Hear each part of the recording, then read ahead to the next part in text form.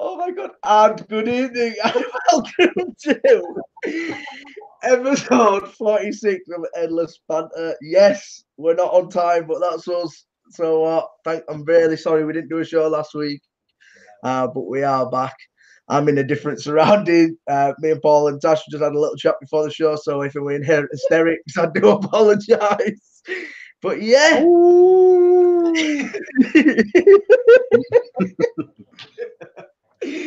So this week we're joined by the Mr. PH himself. Good evening, sir. Good evening. Tash, you're all right in the background. We can't see you, but we know you're there. So, Paul, I could say how's your last week been, but how was last week? How's week been so far? What you vaping? What you have for tea? What you drinking? How are you? I've been busy at work, mate. Like stupid. So, me and you haven't even really spoke that much. I've sent you a message. You've sent me a message, and so I've been busy at work. And for my tea, I had chicken and rice. Salt and pepper seasoning or proper seasoning? No, proper black girl seasoning, mate. I have to have a can of Diet Coke with it. I've got a white man palate. Us white people had chicken Kievs. I'm vaping Bloodsucker in the PAL 2, and I've got the Zolos 2 as well. Right, we're going to talk about MTLs tonight, and we're going to go over that. So let's find out what's been going on at work. Is everything good at work? You've obviously been really busy. Yeah, it's good. We've just been busy, mate. It's just been so I was busy leading up to Christmas because of the maintenance, and it's just been a busy month. Just running around and meetings with new customers and trying to get new business, and it's just been busy. Well, it's always good to be busy. Chasing fucking wankers who haven't paid the bastard bills, and I heard about that. What is it? Pablo Escobar. What is someone called? Mate, I'm growing up because yesterday morning I had an argument with a customer in his office, and 15 years ago I'd have battered him. 100%. I know we'd have ended up fighting, and I just said, listen, you're out of order. I'm going, and I walked out of there like a proper grown up. But then all day I'm thinking I should get someone to land there and smash the fuck out of him in his own office, the cheeky cunt. Were you wearing a suit at the moment? Were you at the meeting? Were you wearing a suit? No, I don't wear a suit to work, to be fair. I wanted you to say you're wearing a suit. You walked out, bossed it, and just flossed out in this. Like, fuck you, you prick. I did have a shirt on, to be fair. So you did boss it. You did like literally say, right, I've had enough. I'm off. No, mate, you stood up out of his turn. I stood up myself. I said, listen, don't fucking be stand up at me getting all leery at 9 o'clock in the morning, you mad cunt. Fucking hell. What are you, a big bloke? Huh? What are you, a big bloke? No, he's a cockney, mate, so that his voice winds me up before he even fucking starts doing it. He's all fucking. You've been watching too much EastEnders, you cunt. Fucking had a meeting with Danny Dyer. 9 o'clock on a Monday morning, he had a fight with fucking Danny Dyer. Fucking hell. I would have liked to be a fly on the fucking wall when he stood up and you went, hold on a minute, have you seen the fucking size of me? I reckon he could have it, man. It'd been a good strike now, but I was just like, you're cheeky. He owes us a lot of money. Like, we've worked with him. He's had an outstanding debt running up towards 12 months, which we've worked with him on and whatever. It's not like he ain't just took the piece. But yesterday morning he annoyed the shit out of me. Oh, 9 o'clock though. Starting fucking gangbanging over fucking breakfast. Mate, I left my house yesterday morning at 8 o'clock. The traffic was fucked. There was a crash on the Hagley Road, which is obviously the main road that runs from my house into town. There was an overturned lorry on the junction one of the M6, M5, which is where we get onto the M5 from my house. I dropped the kids to school, and at fucking 8:05, the traffic was ridiculous. And then from my house to his office is probably 3.5 miles, and it took me an hour. Fuck. So by the time I got there, I was pissed off anyway. And I was there. Normally, I can be there for like 8:30 and not leave till 11, 12. We have a good old rattle and that. But yesterday just went a bit same, and I was in and out in 25 minutes. Fucking hell. So did everybody fill the raft for the rest of the day?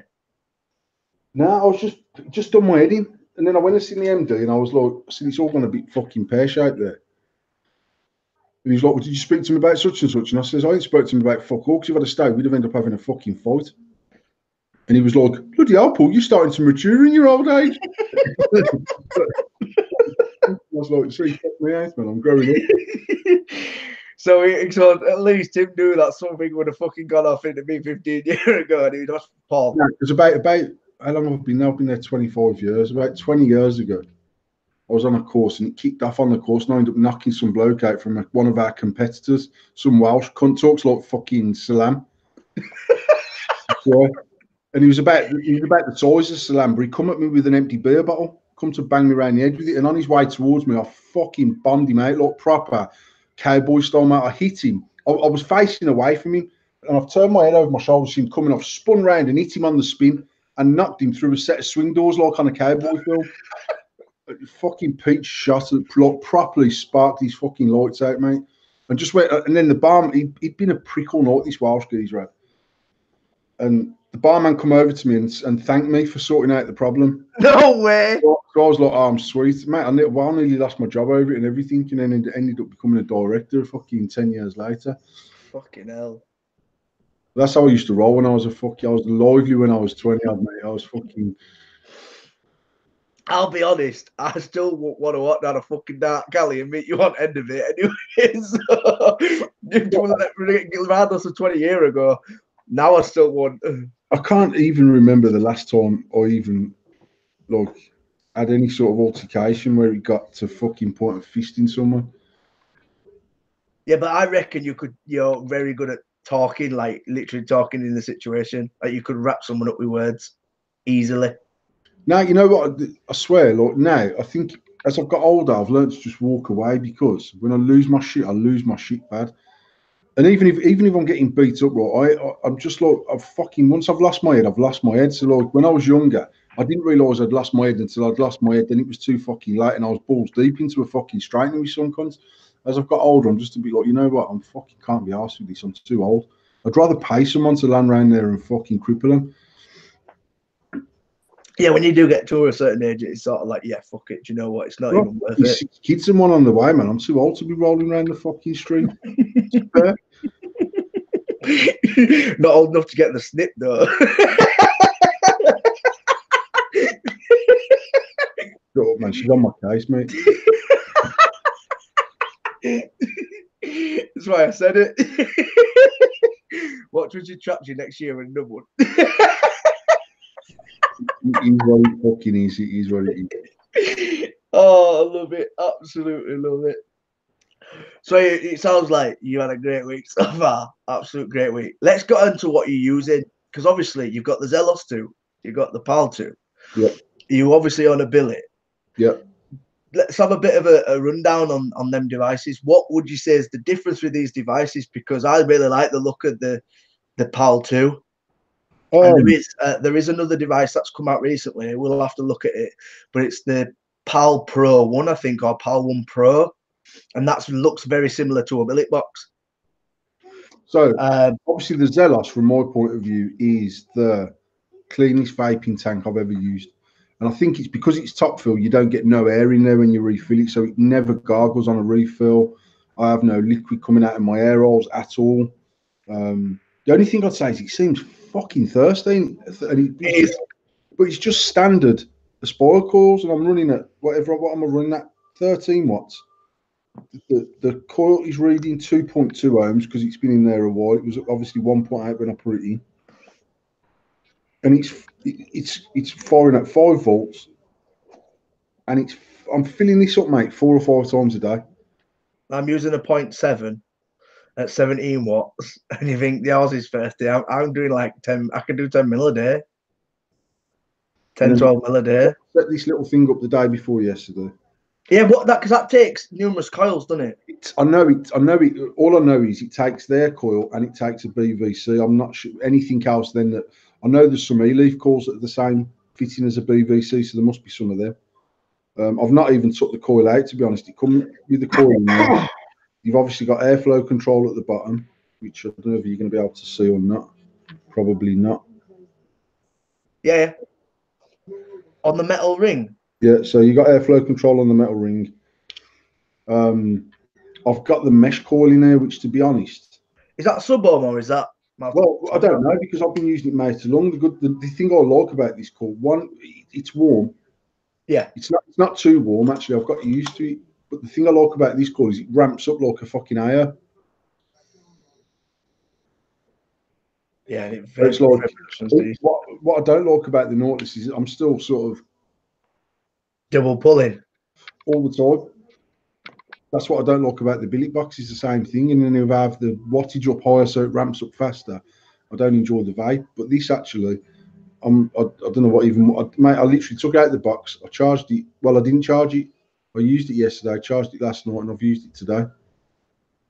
Because I know we've got because there is a lot of people circulating around with these devices, and we've obviously got the TPD 2 mil. A lot of people are saying there's 3 mil tanks out there, like the pods, which is a bit iffy, obviously with the DVD and that, but they obviously are in circulation. To be completely honest, I had a look at the packaging when I got to the office, and I could not find the EC number on it. It's got all the contains nicotine, and it's 2 mil system, so it's TPD compliant in stature. I'm not sure whether it's registered. Right. Not even going to lie, it might well be. I bought it off of one of the UK distros, so I'm guessing I should have an EC. The EC number should be on the packaging. Maybe that's just something it's just come in, but as I say, it's people being saying this is the first batch that came into the UK. We only got black in stock because the next batch isn't due in until after Chinese New Year. So this was the first batch. I think eSig One and the Ace Vapes had it. The only 2 distros to get it. Right. So, like going back to sort of the coil you're using on the Zealots is obviously the 1.6 or 1.8. 1.8. As I say about me, because you do like that bit of fiery, like that PAL 2 is obviously a little bit fiery. We obviously like a sub-ohm mesh coil. I'm using the 0.7s, and I think that when I first used the 0.7s in a mouth to lung setup, I was like, "Fuck that! It's gonna blow my head off." And for the first 2 days, it wasn't proper giving me a kick, and then I got used to it. I honestly think them coils are one of the best coils I've used for mouth to lung in 0.7. I tried to put didn't the Nautilus X or something come with the 0.7 standard? So one of them came with the 0.7 in it. But it's not a true sub-ohm coil. Like, it is a mouth to lung sub-ohm coil. Yeah, it is. Yeah. It's not designed for sub-ohm. It's not designed for lung inhaling. The coil's too tight. But the 0.4 that they brought out with the Zelos 2 is a sub-ohm coil. Yeah. Got a bigger airflow on it. There's actually a bigger diameter coil in there and stuff. Yeah, because a lot of devices now, like you said about the PAL and stuff, is using the BVC and that. So a lot of sort of these devices are coming back to having neutral. It has got its own coil in there. Like the pod system, the thing I like about it, pod system, you sort of just push it down, and it's not the easiest to get. I mean, it's not difficult to get out. You just need to be it just slides out. Right, so it comes out sideways. Things that are inside, again, I don't know if you can see them. Yeah, like a 3-prong. So there's 3 prongs, but they're fully spring loaded. Then the bottom of the coil is chamfered. So that's very much like a Nautilus AIO sort of base, isn't it? And it just slides in. There's no clips on it or anything like that. What I will say is one of my magnets has come off, and it was off from when. See the magnet in the middle? That should be on the device. Oh wow! But that was off when I opened it in the box.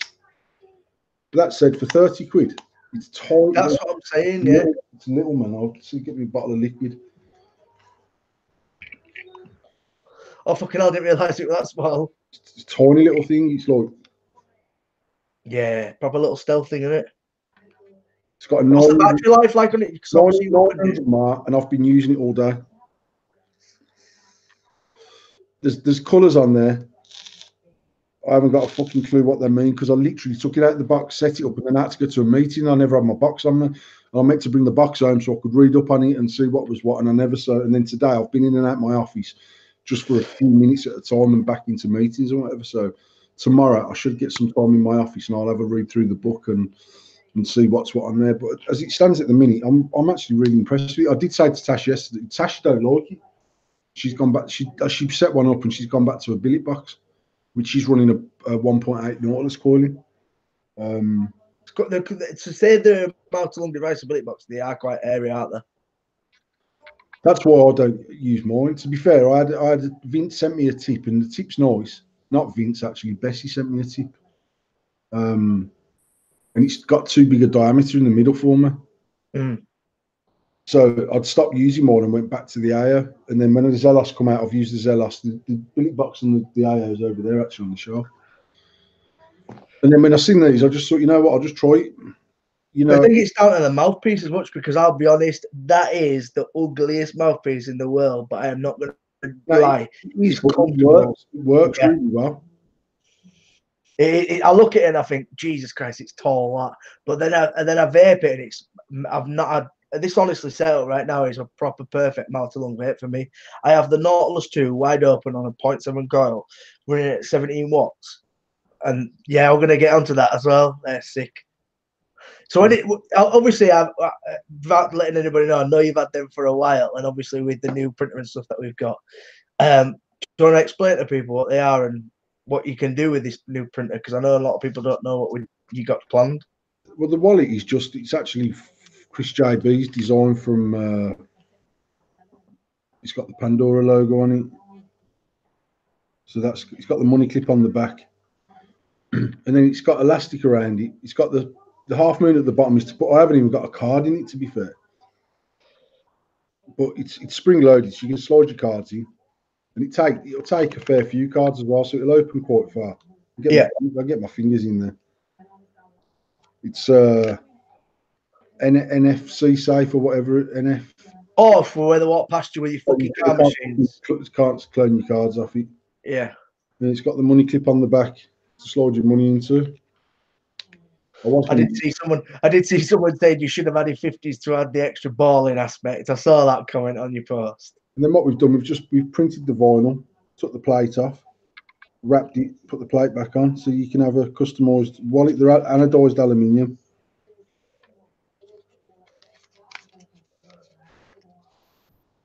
Underneath that, we've got black and gunmetal, I think there is. But that's just a stealthy little wallet, and they keep your cards from fucking cracking and stuff, because obviously you can't bend these, so they keep your cards nice and safe and whatever. So that obviously proves what sort of surfaces and materials you can print onto and stuff like that. So on the printer, we can print anything roll to roll, so we can print either straight onto vinyl, straight onto paper. We can do wallpaper. We could do themed bedrooms. So if you wanted a Wembley Stadium, send us the measurements, and you could have it so the picture's made up as you put each drop of wallpaper up, it makes a picture.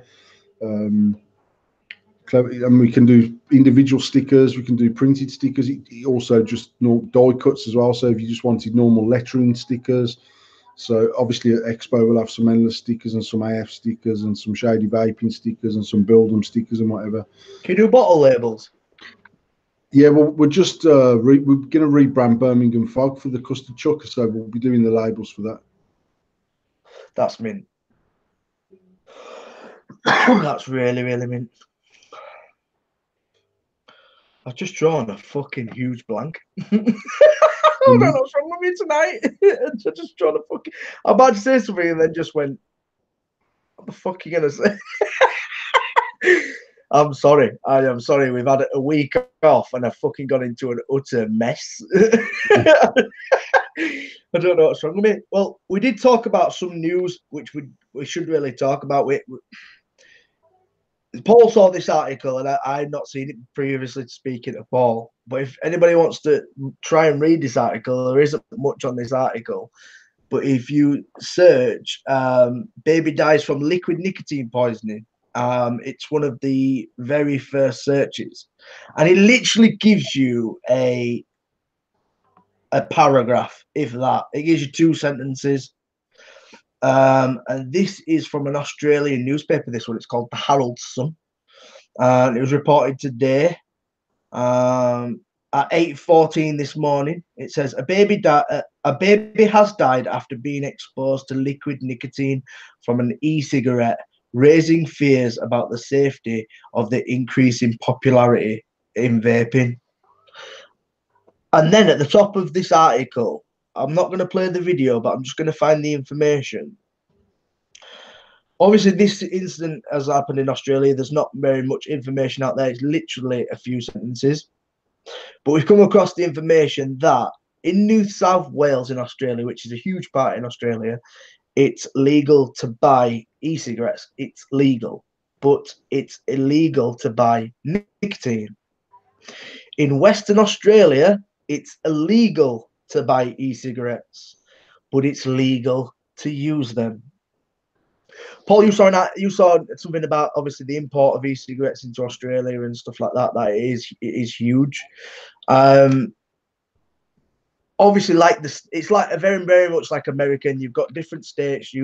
Having different sort of government bodies in different states that choose their different rules and stuff like that. Obviously, we've not got much information, but what is your sort of inkling from what they're trying to do with this article? Is it propaganda? Do you think it's going to come out as a truthful story? Mate, I guess a kid's died. I would imagine that's not made up. There's not much. Well, in fact, there's not much. There's no information on actually what was surrounding the incident. So, was it 72 milligram nicotine? Was it a bottle of e-liquid?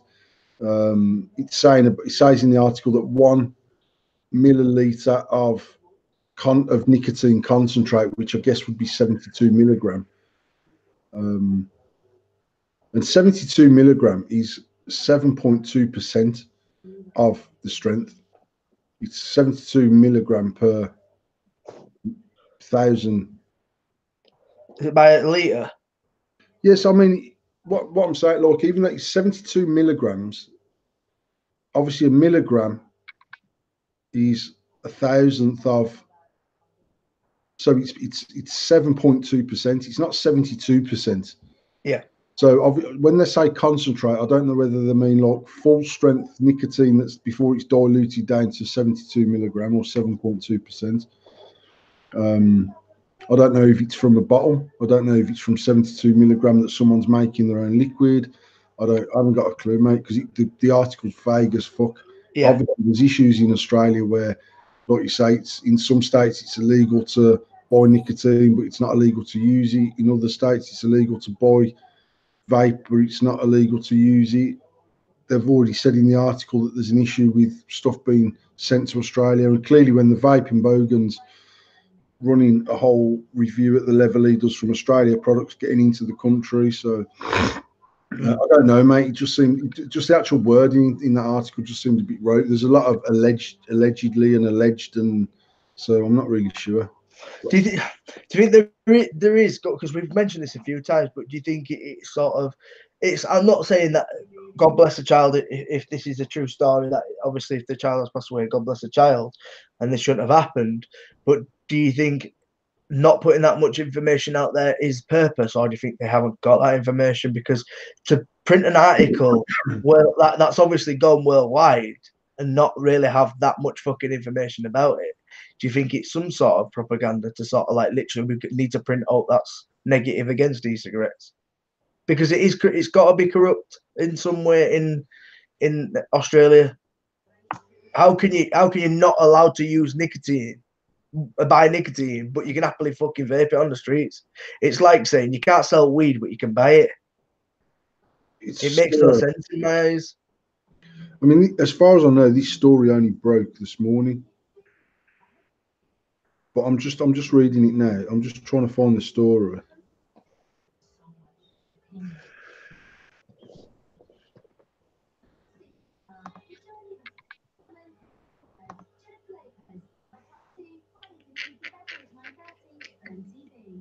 See, it says now. It doesn't say when this happened in the article. I don't think.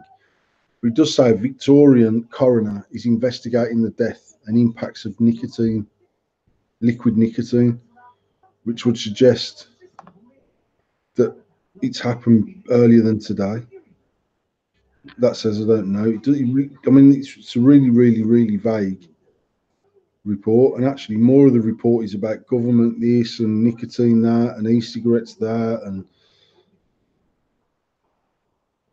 so I don't know, mate. Is the truth of it?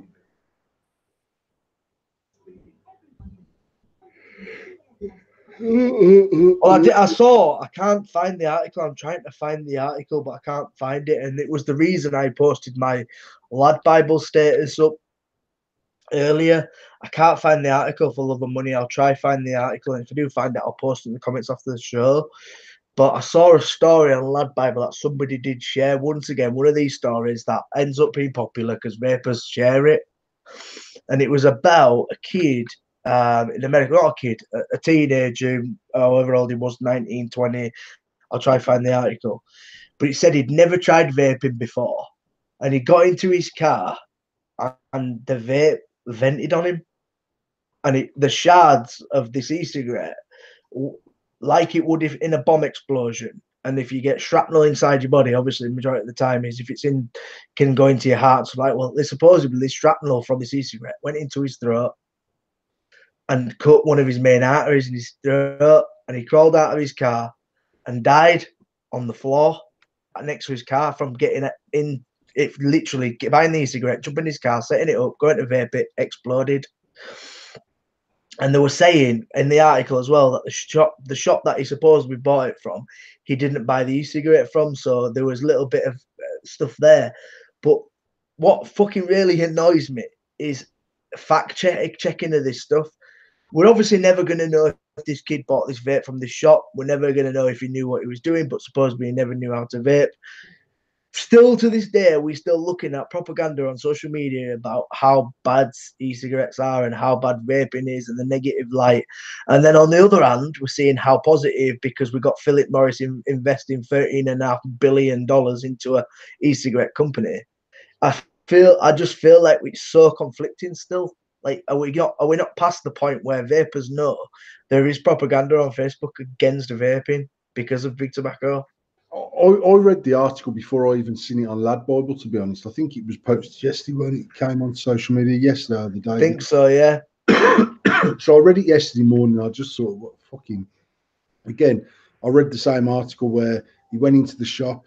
Apparently, they'd refused to even... Because he got no knowledge, they'd refused to even demonstrate how it worked or something along them lines. They're denying having sold him anything.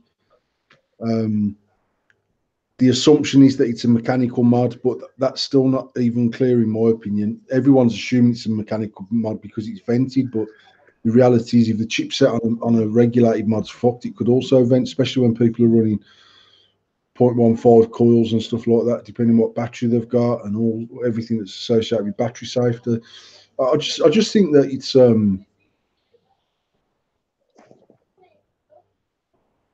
if someone sticks a gun in the mouth and shoots themselves, it's not a fucking faulty gun. Yeah.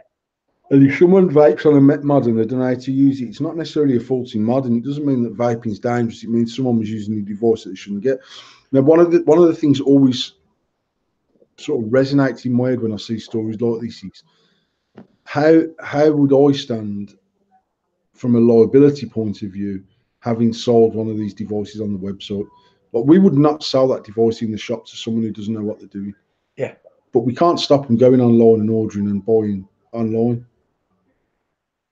Yeah. And obviously, when I was reading actually the comments to the story more so than the story, because obviously straight away you get the bunch of vapors that go on there trying to say what a load of bollocks, you're a bunch of fucking idiots and stop sharing shit and you don't even understand vaping, and you've got all the other people saying I told you that vaping's worse than smoking, rare.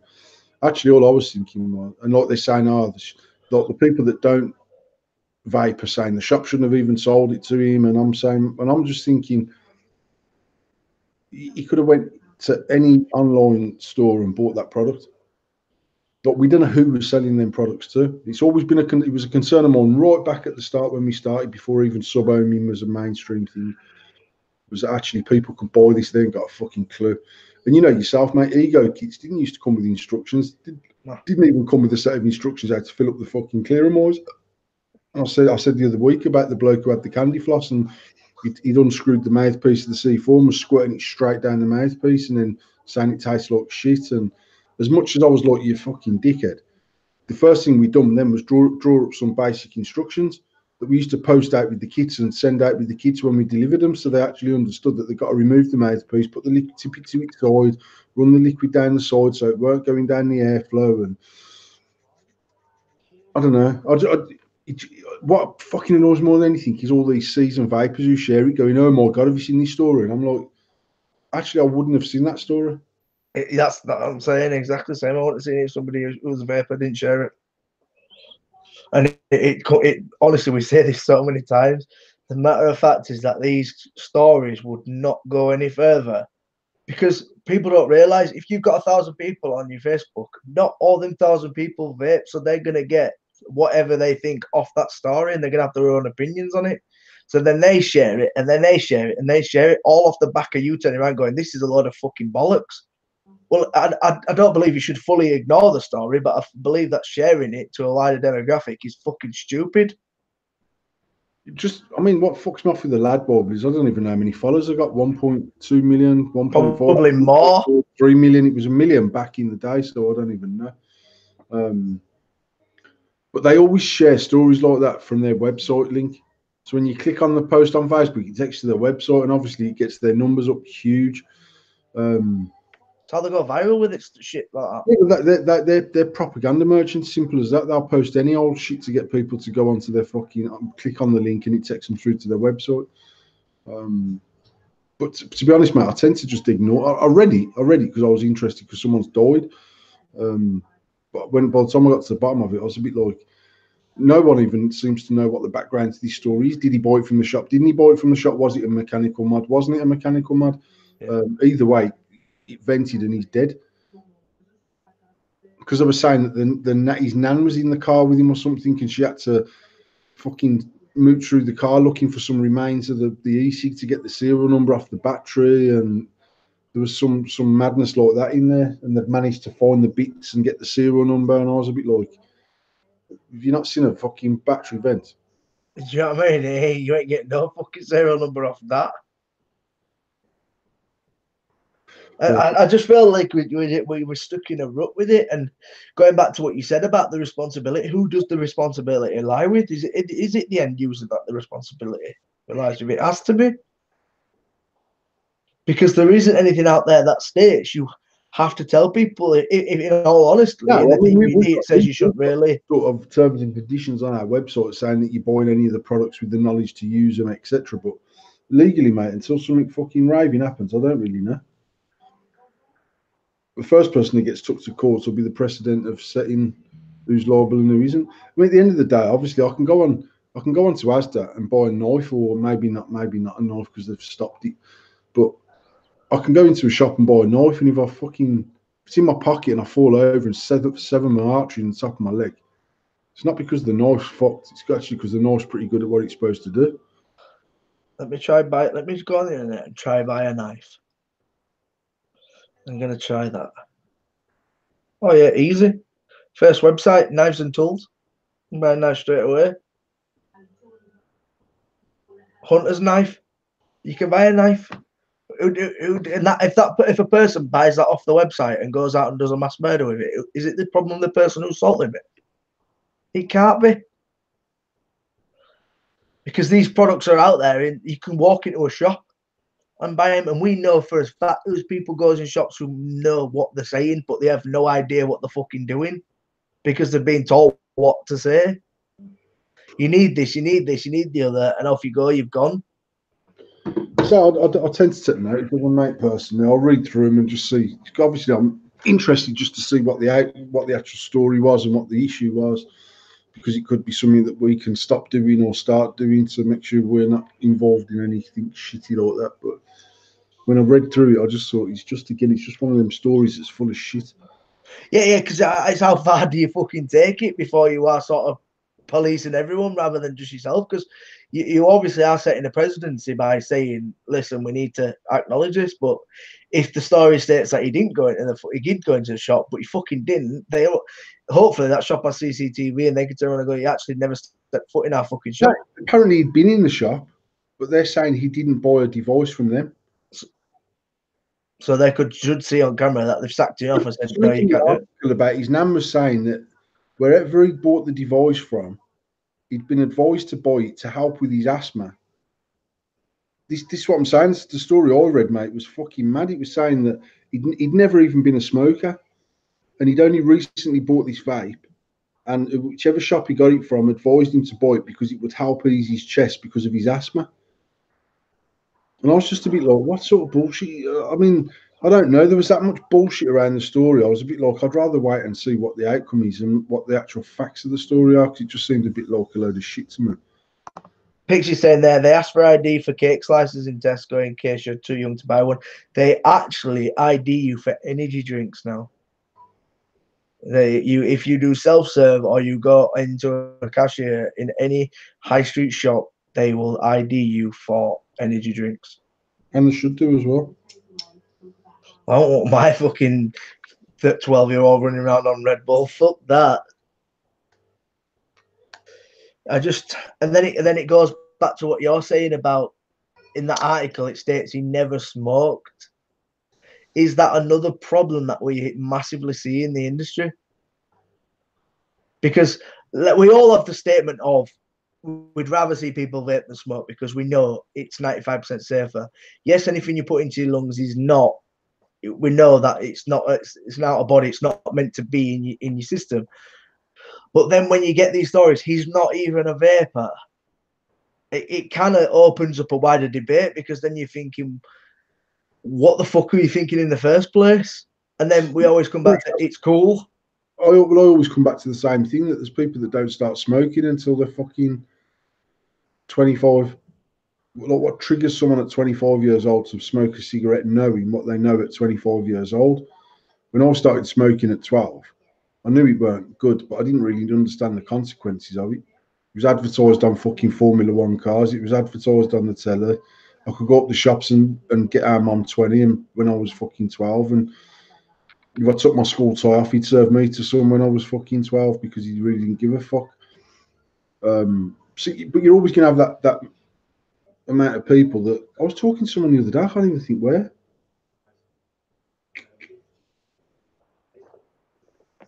Oh, I was doing a course. I was on a course last Monday and Tuesday, and the instructor was a vapor, and he vaped to stop smoking cigars, and he's fucking 50.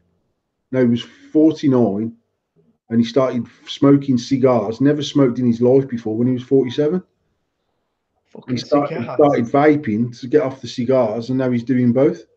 Oh, he's not doing as many cigars as he was. So that, like, he's 47 years old, and he's smoking like fucking 40 of them, like the cigarella things, like the little skinny fucking cigar things. Smoking 40 of them a day, mate.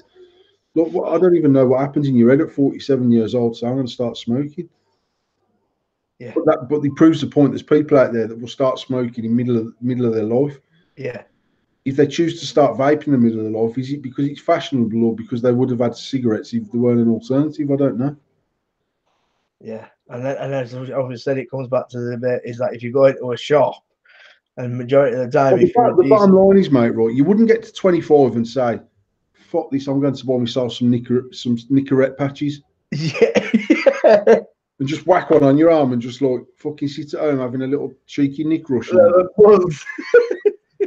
what I mean? You just wouldn't. So on that basis, if you're tempted to smoke a cigarette, then you'd probably be tempted to try vaping.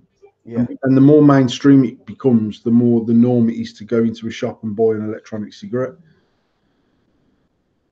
If they didn't have that option, they'd buy cigarettes. Simple as. I think the younger generation would start vaping because it's cool, but I also still think they're the sort of kids that would start smoking anyway. Yeah. Because it's not a generation thing. Like, we obviously smoke with cigarettes because it was peer pressure and we were young. A lot of people started smoking young. We thought it was cool. Peer pressure, you end up smoking. These days, kids are literally vaping because it's cool. There's no peer pressure. I would never say there's peer pressure to start vaping. I really can't see it. No. Go on, just have a nit on my strawberry. Go on, have a nit. I mean, to me, like, the whole sub-home thing probably would have seen more of a boom in kids vaping than mouth to lung. Yeah. In my opinion, I don't know what the stats are, but blowing that big cloud and watching V-God Trick Team blowing hoops and jellyfish and all that other shit. I'd imagine that. But then you look at the epidemic that's supposedly going on in the States with the Juul.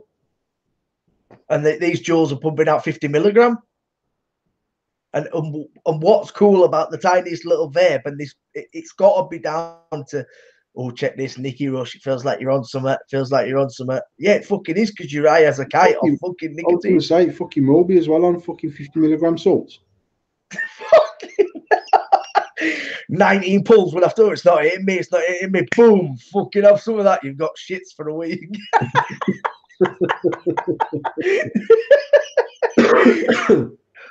Anyone out there who's never told me they've got nick sick and had shits, they're a fucking liar. I haven't had the shits off it, to be fair.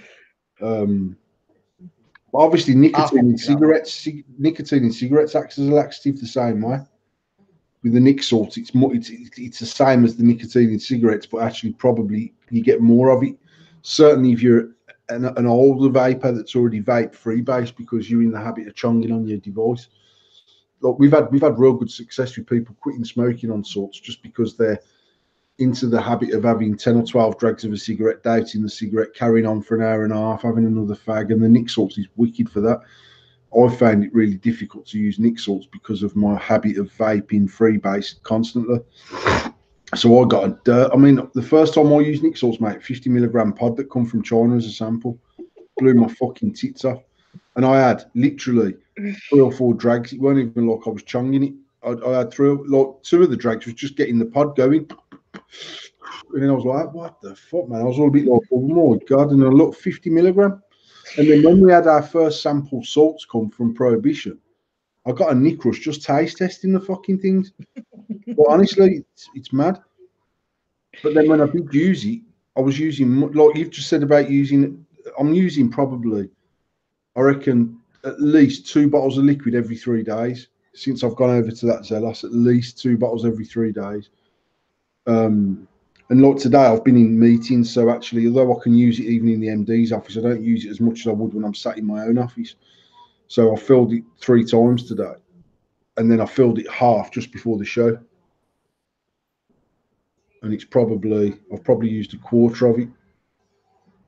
So I'm sort of 3.5 fills today. By the time I get to bed, that'll be fucking done. On nic salt, 12 mil lasted me a week. Fucking hell. So, like, even though nic salt is traditionally more expensive than freebase, actually, I'm not. I know I wouldn't use it as much because actually I can't, because it knocks me sick. But I got it into a nice habit of 5 or 6, 7, 8, 9 drags, put it down, carry on working. Half an hour later, having another couple of drags, put it down. With this, whatever I've got normally, I've got it in my hand non-stop, and I'm chonging it and I'm working. I'm chonging it, I'm working non-stop. I drive with it in my hand. I work with it in my hand. I walk around with it in my. I went into that meeting yesterday morning, mate, and I know, like, me and this bloke get on really well normally, and I'd sit in his office vaping, we're having a chat, and because of the last couple of times it's got a little bit heated because he owes us this money and we've started putting real pressure on to pay. He was like, I don't want you vaping in it, it makes my chest all tight. And I was like, mate, that's cool. I'm not, if you don't want to vape, that's fine. But even yesterday, when it started getting heated, I got it in my hand, and I'm like, and he was like, you can't use that in here. I said, I'm not using it.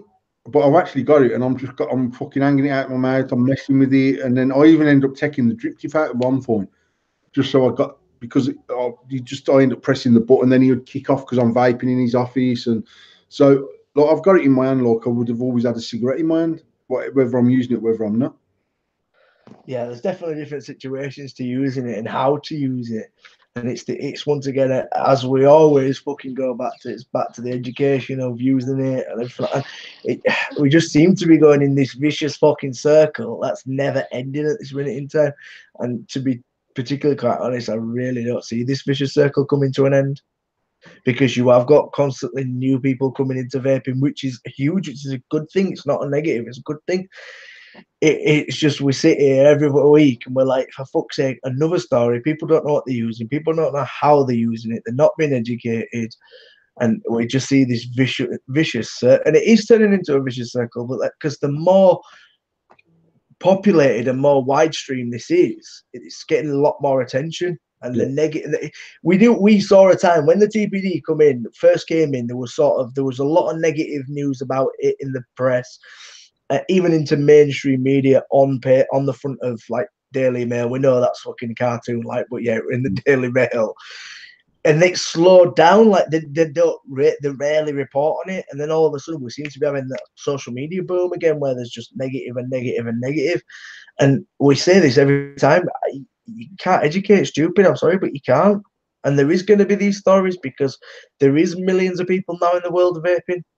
No, but the thing is, mate, you put a post up in the week saying one of my pals has been sold a sub-ohm kit and using 12 or 18 milligram liquid, and that'll always happen. And firstly, why aren't your friends buying off us? That's first. That he said to me, this is what the answer was, and I got a few messages saying, "What the fuck are you mate doing? Why didn't he message you?" I said, he rang me after and went, "I bought this kit," and then realised, why had I not fucking called you? And I says, "That's because you're a fucking idiot." And I won't mention the company we bought it off because it's a well-known company and we can all probably guess who we fucking bought it off. But he spent 75 quid on a sub-ohm kit and they give him 6 or 12, I think it was 6 milligram, 50-50, and it's a 220 watt mod. He told him to run it at 100. You try running 6 milligram at 100 watts. Is it a chain of stores or an independent? Yeah, it's chain of stores, a huge chain of stores, one of the biggest. Probably the biggest. Wicked and bad, or? Yeah, I'll go like that. Shall I go? Shall I go like that? Which I do not. I can't even understand why that is the case, Tom. Because they started at the bottom end before sub-ohming was a thing, and you would think their staff would understand everything there is to know about vaping from the bottom right the way up to the top. But actually, it comes back down to this thing about. It's like us now. We've got 2 shops and we employ 5 or 6 people or whatever it is. And even when we've looked for new staff, to get someone who's got anything about them enough to even learn what we want them to learn and what we want them to pass on to the customer, it proves difficult. Everyone wants to work in the vape shop, especially customers, because they think, oh, it's all fun and games and shits and giggles and whatever else. But I suppose when you've got a chain of however many fucking stores and you've got hundreds of staff. But what I said to him, and this is exactly what I said to him, I said, and this is me being truthful, and this is no opinion of anybody else but myself. And I said, all they saw was the sale, the initial sale of 100 quid sale. So they wanted to sold him 8650 batteries. They told him to buy a charger. They told him to buy this. What they saw was this initial £100 sale. To me personally, who's done this circle, and you've done this circle, if you start from the very beginning, a customer will come extremely loyal, will only shop with you, will trust you, and by the time they've done their circle and done whatever they needed, they've spent thousands with you rather than just £100. Mate, they'll spend thousands with themselves, with their own pocket, and they will recommend you as their go-to vape shop. And this is what I said to him. I says, mate, now I've told you all this information that you've been sold the wrong kit, are you going to go back and you trust them? And he went, not really. They've just screwed me out of dough, aren't they? And I went, to be honest, mate, without saying it, yeah, they have, because that's exactly what they've done. They're not. I said, and this is one of my very words, it says, you could have walked out that shop spending 30 quid and be the same happy. Absolutely the same happy. Happier, mate, because it would have worked properly. Yeah. And what really annoyed me was, I was thinking, as you've just said, the store itself is a huge brand, and they have distribution rights to absolutely everything we know that starter kits, like All I Joy and everything like that, they have 100% rights to them. Joytech, yeah. So they know the people that they own probably the biggest mouth-to-lung brands in the world, mate. It's not even that they've got the sister company. It's all part and parcel of multi-million pound business. And just to think on a business, if the person was thinking, oh, a sale, that customer, that very customer, would have gone back to that person every time they walk back in the shop. Yeah. So you've got a guarantee knowing that they're coming in for e-liquid, they're coming in for coils. That's bread and butter. We all know when you're in a vape shop, the bread and butter is somebody who comes in every week, 3 for 10 and a coil. That is your bread and butter.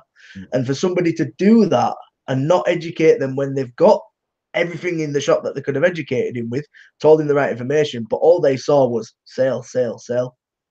And to me, that annoyed me because we shouldn't be in that mindset. And I'm not saying us personally, I'm saying people who work in vape shops shouldn't be of the mindset of that. They should be thinking business wise, because at the end of the day, that customer will come back and come back and come back and come back, and they gain your trust. Well, once they go onto Facebook and start searching vaping and seeing you've been fucking screwed, you're not going to go back to the shop. You've lost a customer off your first fucking sale. But it's the education part of it. Where's this education part going? There ain't no. Oh, well, I'll say there ain't none, mate. It's limited. Can't say there ain't none because there's some good stuff out there and there's some good shops out there. And so I can only speak for my own business, and that is our ethos is always to sell someone what they need, not what they think they want. And actually, if they want to give up smoking and Bob's told them they want a sub-home kit, do they really? I mean, at the end of the day, our job is to explain the difference between the two, advise them, give them our best advice, and if they still choose to buy the sub-home kit, then that's cool. I'm happy to sell it to them. I wouldn't refuse to sell someone a sub-home kit because it does work for some people. But as long as I've given the advice, and as long as when they come back in and it's not working, and I say to them, I did tell you, mate, and 9 times out of 10 they'll say, no, I know, I'll take a tank, then I'll take a Nautilus tank and I'll screw it on my mod and I'll turn it down and try some different juice and whatever. Then we've done our job properly. It's all we can do. We can only advise them the best we can. And to be fair, most older, I'm talking 25 plus. Most people over the age of 25 will listen to what you've got to say to them. Yeah. But then the truth of it is, the inner person in them doesn't want to go into work tomorrow with one of them. Because all their mates will go, you dickhead, what you bought that for?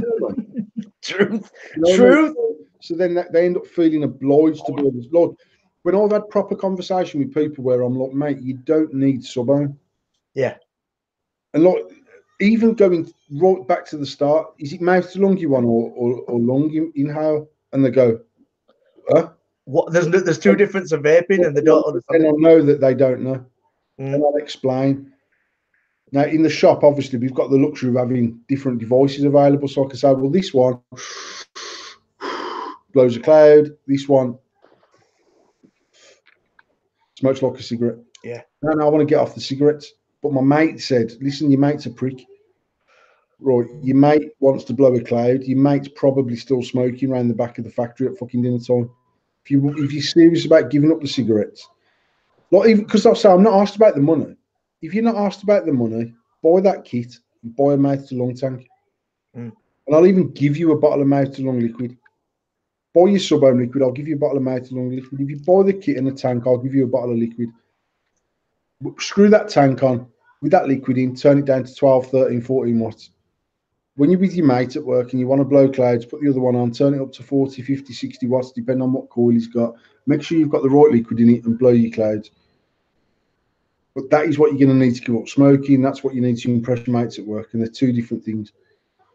Now, again, I'll always say this is a general statement because we've had customers that have come in on sub-home, give up, never touched a cigarette again. Yeah. I've had customers that have come in on mouth to lung, still smoking, moved to sub-home and stopped smoking. We've had all the variations. They can't give up on fucking anything. They can't give up on just mouth to lung, or they can't give up on just sub-homing. They're mixing. They're doing dual. They're doing two. They're doing. And Nick Salts actually has been like I've sold Nick Salts to two people in particular who've says, oh, I need another kit, man. I've had fucking 6 or 7 kits. What's wrong with them? They just don't work. I just still having my cigarette. Try Salts. You don't need a new kit. Just buy a bottle of liquid $4.99. See how you get on with it. Because like they're saying, I can only, like, some people aren't allowed to vape at work, so they can only go out for the normal cigarette breaks. Nick Salts is wicked for that. Yeah. Go out there, have you fucking, like, your 2 fags work. Because people go out at break times and have 2 or 3 cigarettes in 10 or 12 minutes. Run to the coffee machine, get a coffee, back to the desk. Actually, get some Nick Salts down your neck and get back to work and you'll be sound.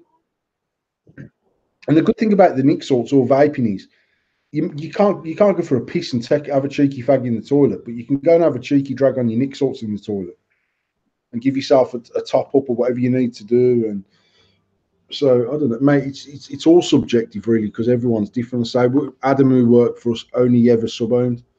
and actually started mouth to lung in 2 years into the journey, but still sub-owned. Disco Dave, he sub-owns all the time. He's always got a mech on him. He's one of the only people I know still building regular, using a mech. He's always got an Emperor on him. And he's got a mouth to lung on him now. So every so often he'll just have a toot on his mouth to lung. But generally, Dave, he's sub-owning. So it does work for some people, but I think but Dave Dave's been vaping 4 years, 5 years, so he'd have been like sort of young 20s. It's easy to get into that hobby of vaping. If you're older and you smoked all your life, it's easier to just mouth to lung. Like I'm gonna mention this as well. The poster that we recently put out about the cost of smoking and the cost of vaping. I've seen several people use this. I've seen them using our one specifically, and I've also seen other people who've created their own. I've seen people using ours, and what they've done is they've cropped off the bottom bit where our logo is, but then not realised there's two logos at the top. So it's mind blowing. But the reason I mention it is because I've seen vapors once again coming into this mindset of saying 600 quid a year a vape. You must be fucking joking. I spend that on liquid in a month. These people look at these sheets still to this day and still sit there and take it by a vapor's perspective, not a smoker's perspective. They don't sit there and go, I've got fucking shiny 80s. I spend a bill every fucking month on liquid. I spend a bill on fucking mods.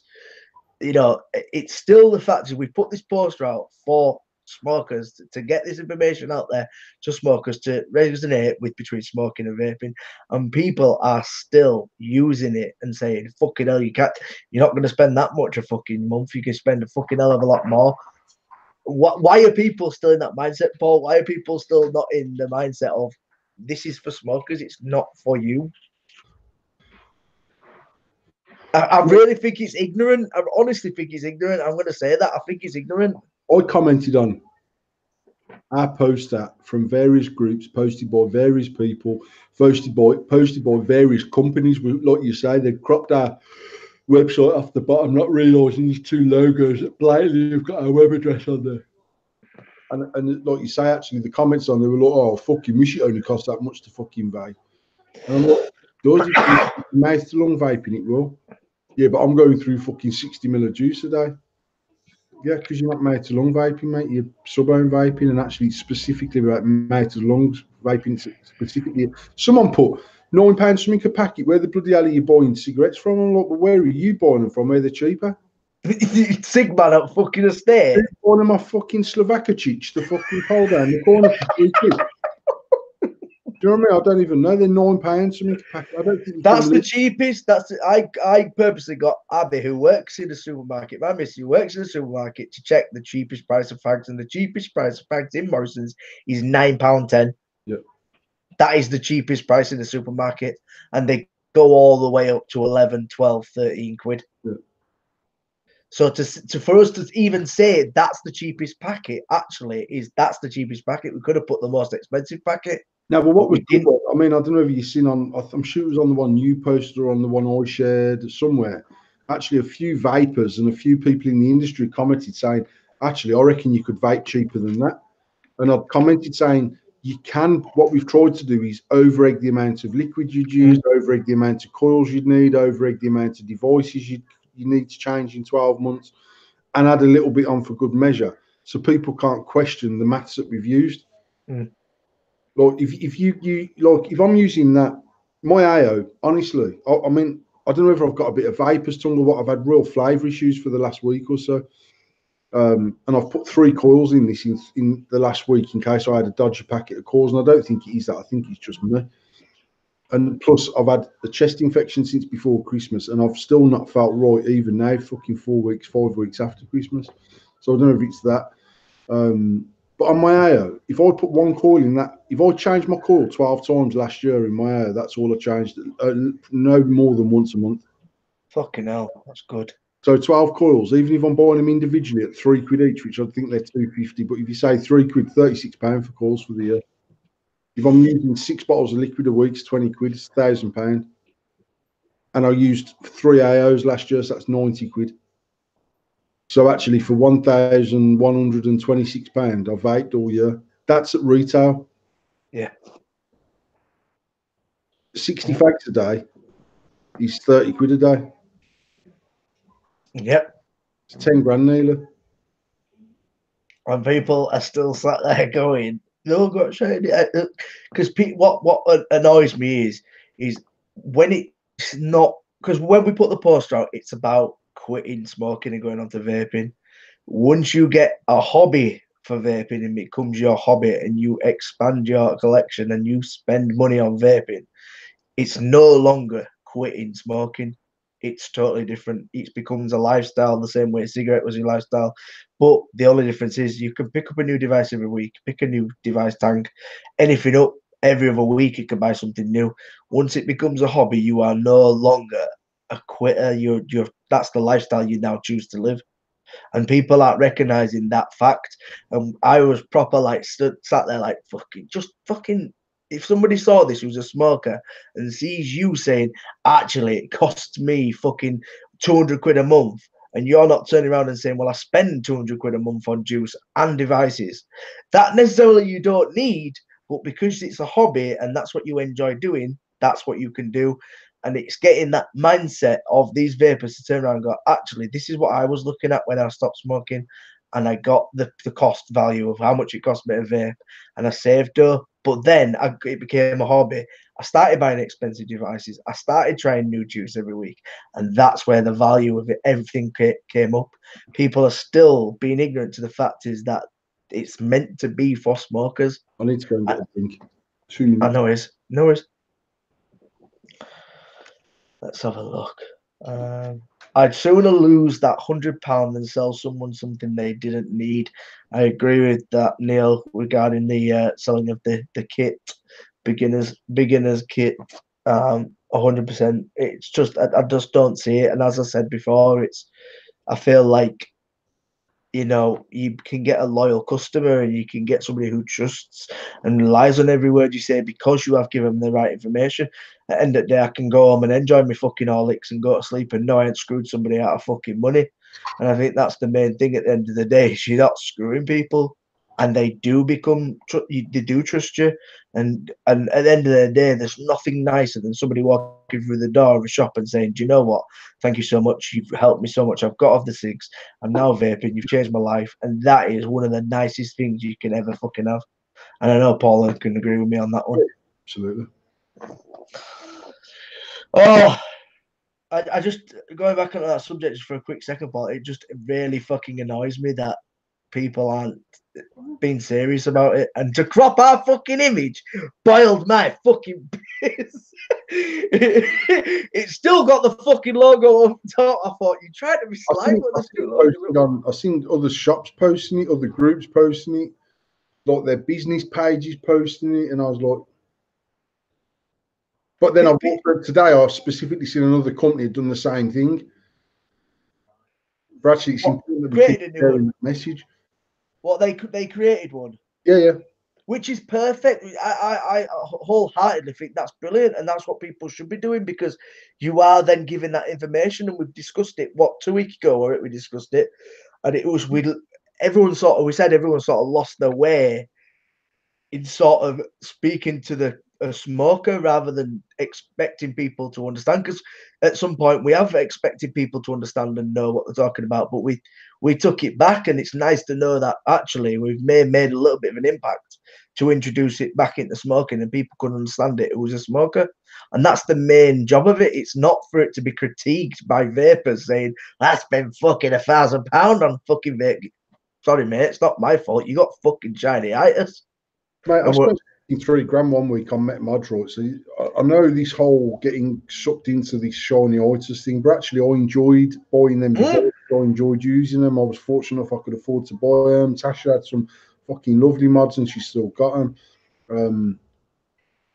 But I never ever says, fuck me, as if I've spent £3,000 and in a week, and I only used to spend £7 a year on fakes. This is ridiculous, because I was still mouthed along vaping to stop me from smoking. And I've said it a million times. If I went to work with a sub-ohm device, I would have smoked a fag before the end of the day, and many a time. And if there's anyone watching from Evo, will tell you I've run into Evolution Vaping because I've been over that side of Birmingham in the morning to say, like to buy a Zelos kit or whatever, anything.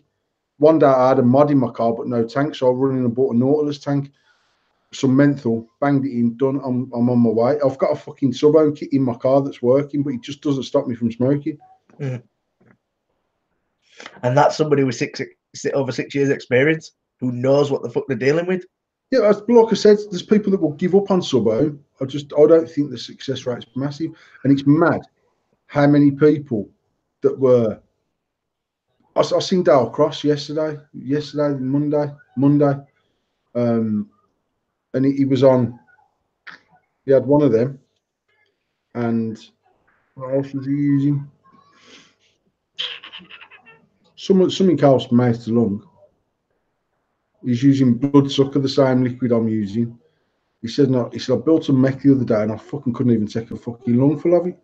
And you know yourself, Dale Cross was always entering cloud comps and a staunch mech user, and he's on the rig team, and he just says, and Ollie Deek's exactly the same, and you got all these big fucking hitters that are now staunch mouth to lung vaping. Well, but like we've discussed this, and we've said so many fucking times, what is there on the mouth to lung market?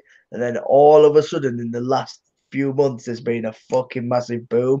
And to see, like, you see the Zelos, you see the PAL, the Billet's still going strong. You know, all these mouth to lung devices are now coming onto market. It must be heaven for somebody like you, just mouth to lungs, because all you've seen for the last fucking 3 years. Oh, it's actually every time we get anything new in that's all mouth to lung, I try it. Because I went through all them years of just being stuck with the Nautilus, and then after the Nautilus, I went on to an AIR. And actually, to be fair, there was various devices I used that blew an old school big Nautilus out the water for flavour. And when I used the AO, I couldn't go back to a normal Nautilus because the flavour was shit by comparison. We're actually on this Nautilus 2S. Flavour's banging, the airflow's good, it's smooth, it's quiet, it's just vapes nice. And actually today I was looking through, I've got a drawer in my office that's got probably about £600,000 worth of vaping stuff in it there, where I've just took stuff to work and it goes into this one drawer in my desk and it's full. But there's is it the Epitete or something, the DNA? Yeah. There's an Epitete in there, and there was an SX Mono from Signature Tips in there. Yeah. I bought all them mods to put a tank on to have a decent device, and actually this is the first tank I would screw onto a mod in a long time.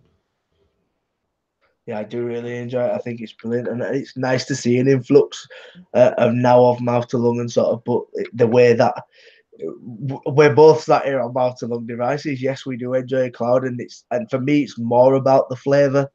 It's not like an all day. If I want a massive hit of flavour, I'll happily sit on my mech all day long. But I've always got to have that backup, and I think that's where a lot of the old school vapors are now sitting, where they do build every now and again, and they sit there and enjoy that flavour. But the majority of the time, they've gone back to mouth to lunging because it's about the nicotine, which. You know, we've all gone up in nicotine strengths. I don't know if you have, Paul, but I've gone up in nicotine strength. Well, I started off on 24, come down to 18, and I've been on 12 for 3-4 years maybe. And I've tried. I can vape 6 in some flavors. If the flavor's a little bit harsh, I can vape a 6. In the menthols and stuff, even though menthol's quite a harsh liquid, actually they're too smooth, and I need that something here. I need that grittiness. So actually, sometimes if my coils are fucked, I half prefer my vape. Yeah. Stupid, but it's just a bit more gritty, a bit more something. I like that. Right, I'm going to put it to chat then. I'm going to put to chat, what's your favourite device, whether it's mouth to lung or sub-ohming, but what is your day-to-day device? What's your preferred nicotine strength, and how long have you been stuck on that? So I know there's a few people in here that are mouth to lungers, I know people sub-ohm, but what's your preferred device, nicotine strength, and is it an all-day carry? We've got a little bit of news to go back on, and it's sort of relatively what we're talking about now. Quitting smoking study Vaping is twice as effective as NRT. And this is coming from a report from a university. The university, it's a now study led by Professor Peter Hayjack of Queen and Mary University of London, describes a randomized trial comparing smoking attempting to quitting using vaping products with others using NRT. And even through the study, participants who attempted to quit by vaping were given the choice of just one product. The results were impressive. After 1 year, 18% of the vaping group were abstinent from cigarettes, almost twice as many of those using pharmaceutical nicotine products. 9.9% abstinence were verified with a carbon monoxide, which shows evidence of recent smoking. So it's saying here that the group of people, 18% of vaping, were not smoking anymore. And when they did the carbon monoxide test, it didn't show any smoking. But the people who were using NRTs had signs of smoking. Have you ever tried NRTs? I've never tried NRTs ever. Back in the, I'm trying to think when it was. So 11 years ago, I gave up smoking on Champex. Yeah. And done from the January up until about the August, I think. When I first got with Tasha, in fact, I've done longer than that. When I first got with Tasha, I weren't even smoking, and she was smoking, and I had a drag of her fag. When you're on Champex? I didn't even finish the course of Champex, but you had to go for 6 or 10 weeks or 12 weeks, like an NHS thing, weren't it? So you got the Champex through the NHS, but you had to go to a no smoking clinic every week. You had to blow into the CO2 tester and all that malarkey. And you're supposed to take 10 days to come off your cigarettes, but actually I'd come off within 2 days of the Champex. Never had a cigarette. I was done. And then probably, I would say 9 months. 9 months without smoking, and that was like using Champix. Before that, I've done hypnosis, I've done patches, I've done cold turkey, I've done patches again, I've done cold turkey, I've done fucking hell, probably 20 odd years ago, they'd done this capsule, and it was like a plastic cigarette, and you used to like an inhaler. And you'd pretend to smoke. It's supposed to give you some sort of nicotine intake. Did it have dust in it, Paul? Did it have some sort of like dust? Shocking. It's like fucking talcum powder in the cunt. And actually, I was going to the Caribbean, so it was like a 9-hour flight. And every 20 odd of us went, and every country bought one of these things to use on the plane. And the first thing I done when I got off the plane, obviously, the other one was cracked a fucking fag up. Nicotine patches, I had the same rush I get when I use Nick salts, because I had about 6 patches on. I was smoking fucking 40 bags a day. I was getting fucking nicked off my tits. And for me, I knew right back then, bloody hell, 24. When did the PlayStation 1 come out? Google that. 25 years ago, maybe. PlayStation 1. When... I'm saying more than 25 years. No, right there, 20, 23, 24 years ago, 25 years ago. 3rd of December, 1994. 1994, so I was 24 years ago. 24 years. I had my PlayStation probably 23 years ago. And I can remember sitting playing on Need for Speed. I'd phoned in sick because I wanted to play on my PlayStation. And I've done about an 11-hour shift on the PlayStation. I never had one fag all day. But I didn't stop to have a cigarette. I ran for a piss when I needed to, come back to my game and fucking whatever. And I just knew early on that actually I was more addicted to the habit of smoking than I was to the addiction of nicotine. So whenever I tried patches, it didn't work. When I give up, when we went to the Caribbean, which was, well, it was 21 years ago because I was there for my 21st birthday. So 21 years ago, my uncle had a heart attack on December the 26th on Boxing Day. We flew out to the Caribbean on the 2nd of January.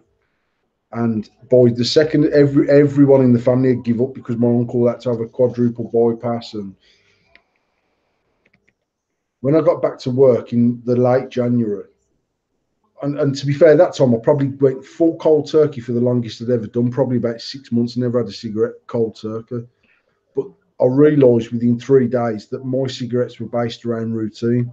So I used to dispatch 6 wagons every day to the same customer as part of everything else we'd done. But every time I picked up the book to dispatch that, I went to grab my fags. Yeah. Every time I went for a shit, I went to pick up my fags. Every time I sat down to have my dinner, I looked for my box of fags. Every time I picked up the phone to make a phone call, I went for my packet of fags, because back then, obviously, you could smoke in the offices, you could smoke in the factory, you could smoke where you wanted to. So I realised within a few days that actually I've got to break this habit of going to pick up the box of fags, because I weren't clucking for a cigarette. It was just a habit I'd got into of picking up them cigarettes when I was on the phone, when I was going to the toilet, when I had a shit, when I ate food, when I picked up the paperwork, when I'd done this, when I'd done that, when I'd done the other. It was all associated with also picking up a fag for the same thing. So when I started vaping, it was the first time where I never ever felt like I could give up smoking. I didn't ever feel a struggle, because I was still doing the same. I was going through the motions of, and that's what I always say to people. Like, when I give up vaping the first time, and that would have been 8 years ago, when I had the very first vape, I was ready to give up. So not only was I adamant I wanted to give up smoking, the vape absolutely suited my need to do something with my hands, to still continue the habit of smoking. Did you ever sort of go through like any sort of stuff you recognised, like mood swings, when you were like on Champix or trying to quit? Mate, the only thing I can honestly say is, I think, for me personally, I mean, Tasha might agree. I might have to agree to disagree with Tasha, but I don't think I was mood swinger. When I went on Champex, I felt the best I'd felt in probably 10 years before that, because Champex is actually an antidepressant. And it's one of the most common antidepressants in America. And what they realised was that a side effect of people who were taking Champex because of depression, actually they'd stop smoking cigarettes. So it became a medication for stopping smoking. Now, look, with any antidepressant, they can take you one way or the other. So even when you go on to any antidepressants, the doctor will say to you, it can cause suicidal thoughts, it can cause nightmares, it can cause this, it can cause that. Now, it can cause like mad dreams and that. Well, me and my pal done it at the same time.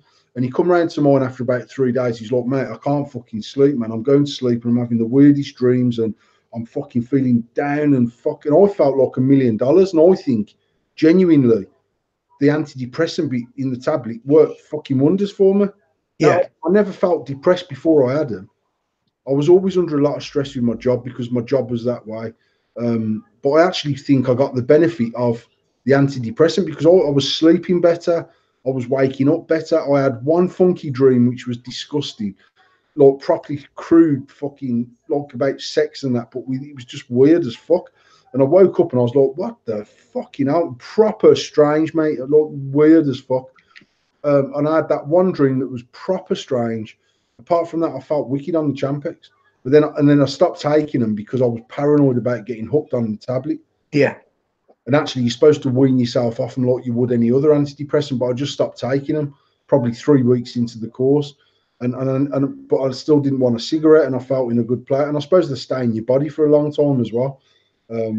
So for me personally, I don't think I have mood swings. I don't know, but I don't think I'm like, whenever our mum used to give up smoking back in the day, the house was like a fucking war zone for 6 weeks until she started having crafty fags when my dad was out at work. And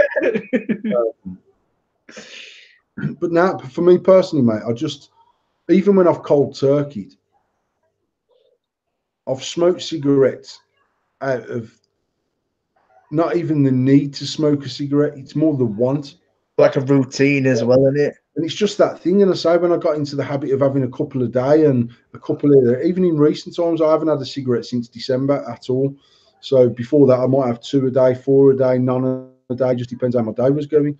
And sometimes, like, I didn't buy many cigarettes at all. But if I was walking through the factory and someone, do you want a fag? I might have one. I might not have one. It just depends. But I haven't had a cigarette at all, a drag of a cigarette, anything since December.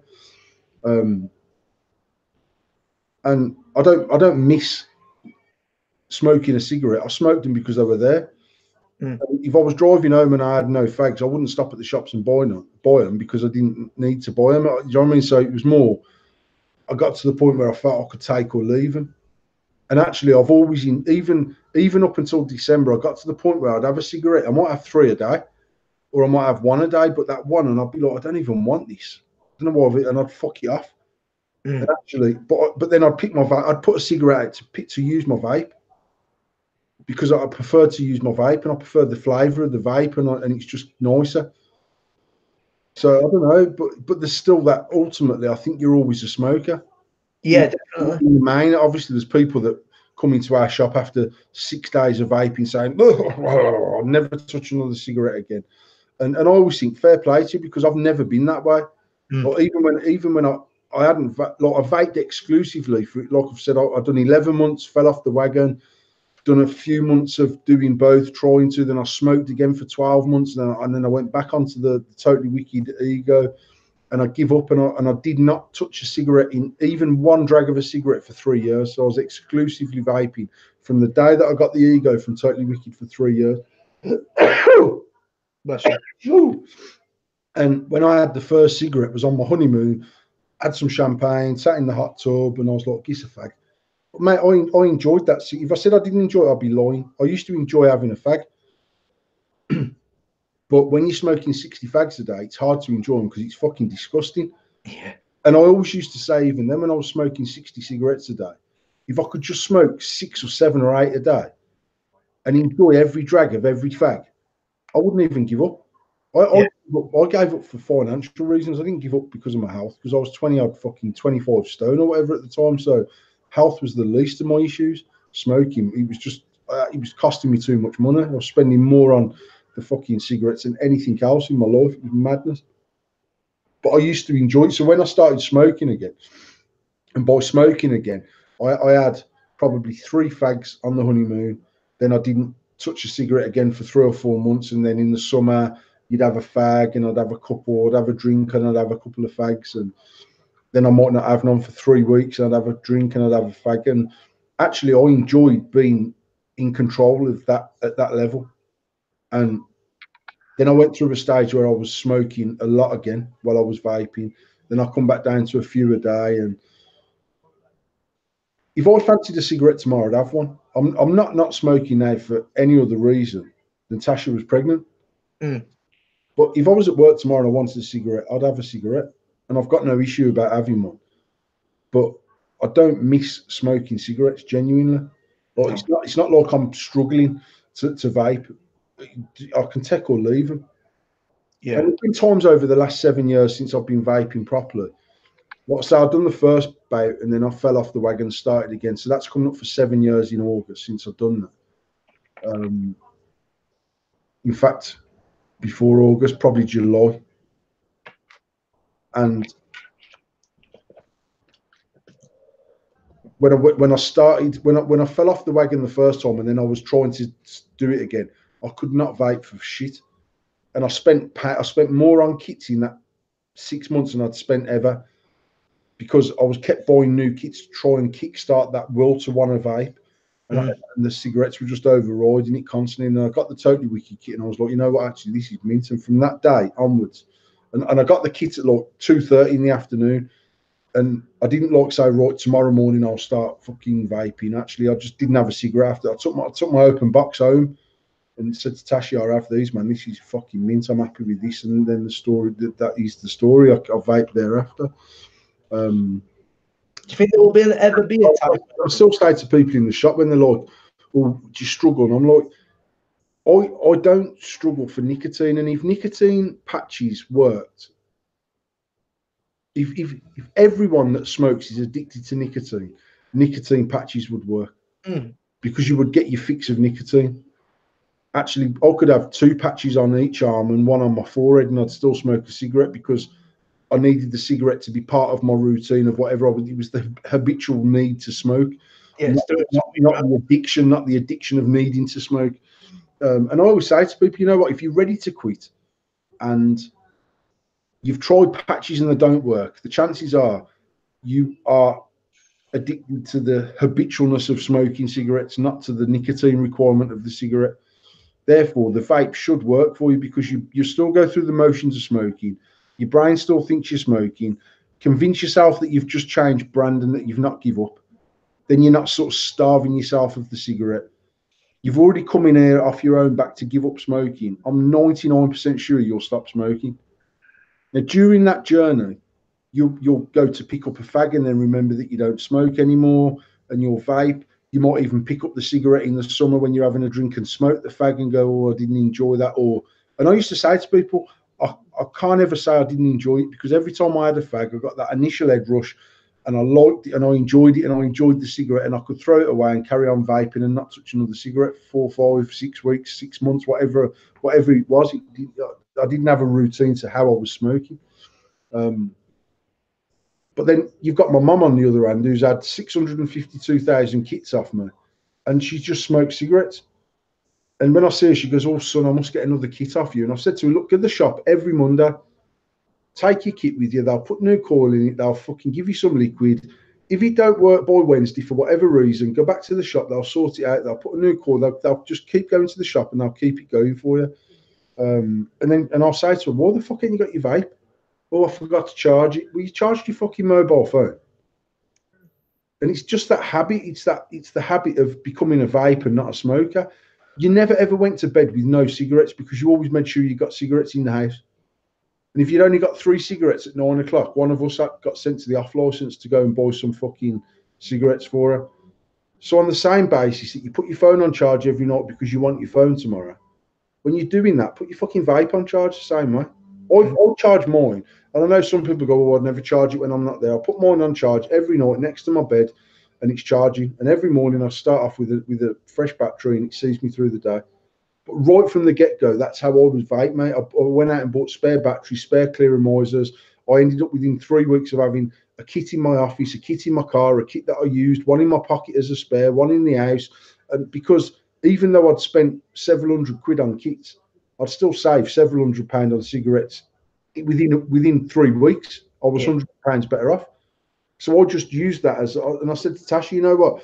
At this minute in time, we ain't saved no money. But next month, I ain't got to do nothing apart from buy liquid. I'd already bought a couple of packets of coils. I've got enough coils to see me through a few months. I just need to buy liquid. So if I buy 30 bottles of liquid, that's nothing like what I would have spent on cigarettes next month. 30 bottles of liquid might last me fucking, I don't know. I mean, at that time, I was only using 1.5 bottles a week, maybe max, because a CE4 didn't burn liquid like a fucking Nautilus does. Nah. So on that basis, I'd fill up once, twice a day at a push, probably 1.5 times a day as an average. I bet I was filling up. So, and that's just, and I just sort of grasped it with 2 hands, and I decided I didn't want to smoke anymore.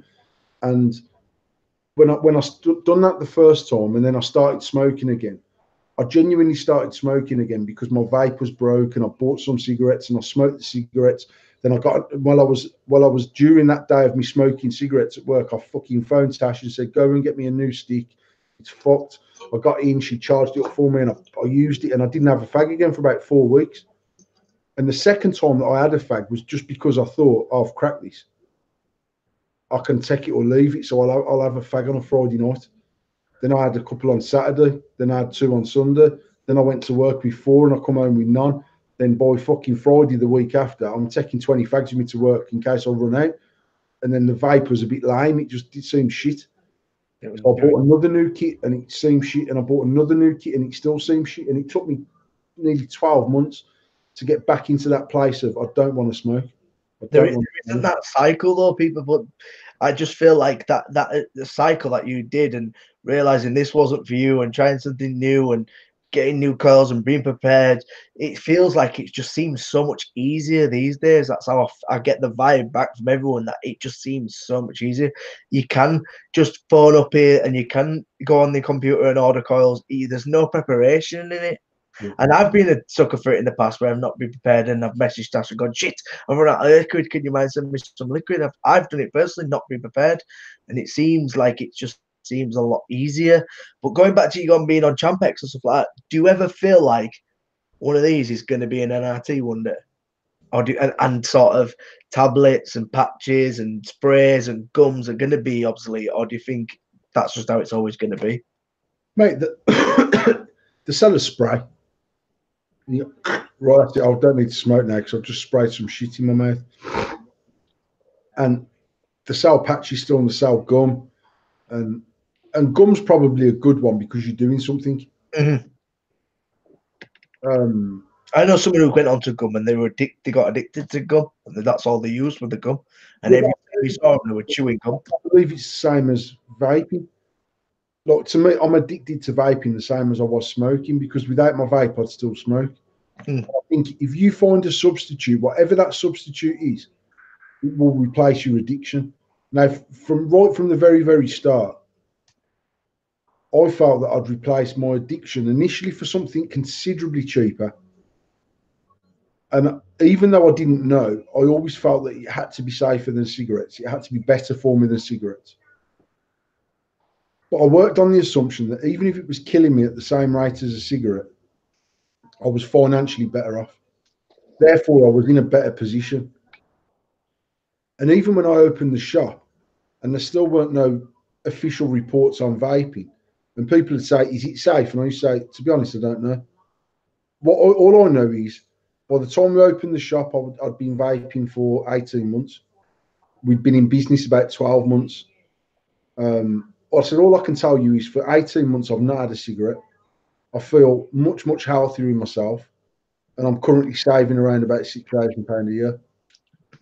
So that's my story. That's all I can tell you. It might be killing me at the same rate of fags. I don't believe that it is, but I don't know. But I feel, even if it is, I still feel healthier. Yeah.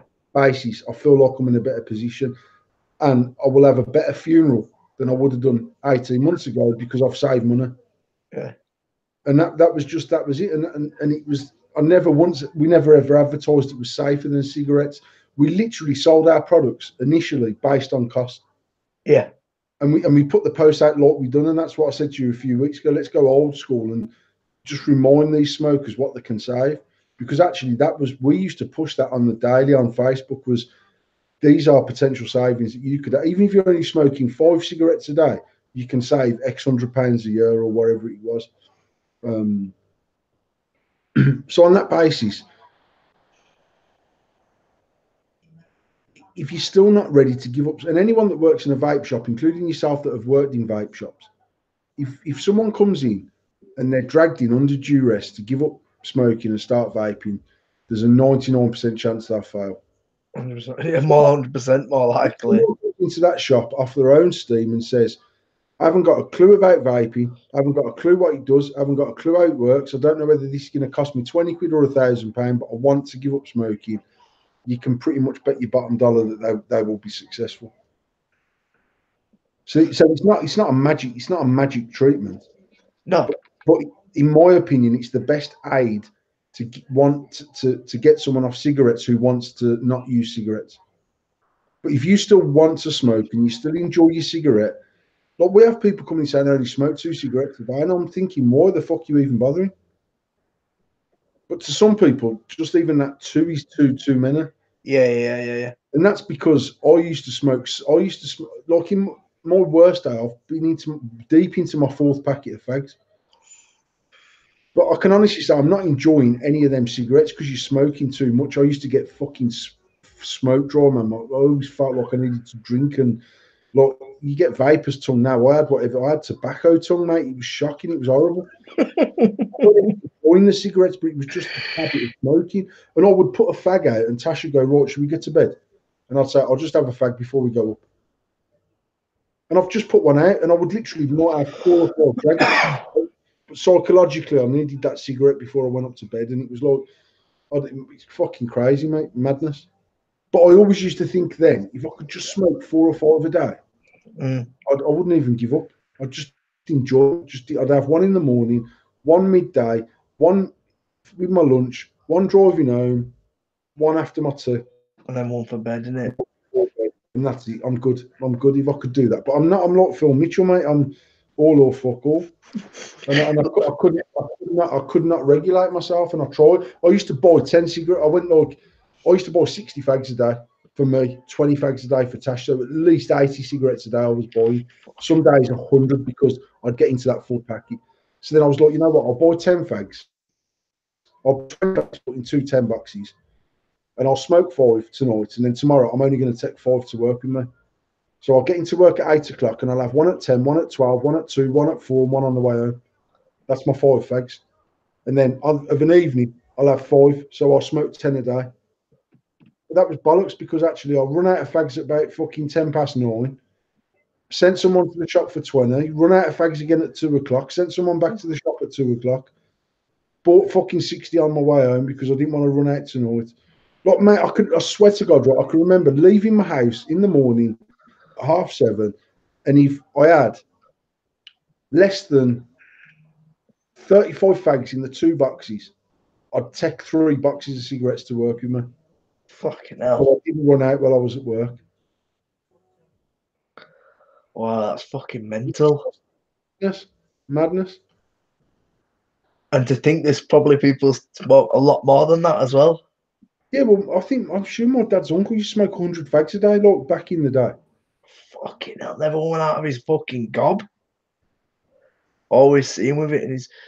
Like Neil's saying in chat here, I had a woman 2 years only smoked Silk Cut Ultra before bed at 10, but needed a vape to quit the habit. So she had a fag at 10 o'clock. She had a fag at 10 o'clock every night before bed, but she needed a vape to quit the habit. Well, my mum's sister gave up smoking probably 20 years ago, and she gave up, knocked it on the head, apart from the one that she had after a meal of an evening.